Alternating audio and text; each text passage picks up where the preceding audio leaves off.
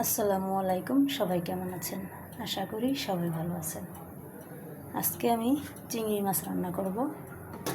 চিংড়ি মাছ আর পেঁয়াজ একই সাথে নিয়েছি, তেলে ভেজে নেব আগে।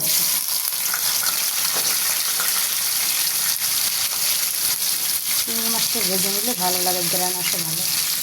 ভাজা হয়ে গেছে, আর রসুন জিরা বাটা, ধনিয়া গুঁড়া, হলুদ গুঁড়া দিয়ে দিলাম।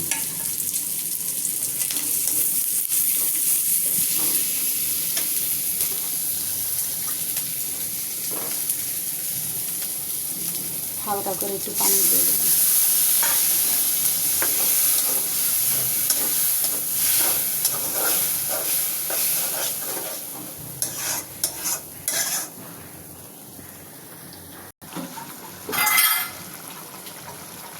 এখন দিয়ে দেবো কিছু আলু।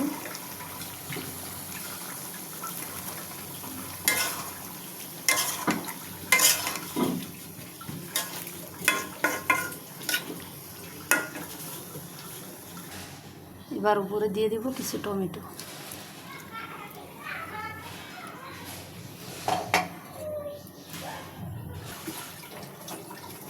এখন কিছু ধনিয়া পাতা দিয়ে দেবো।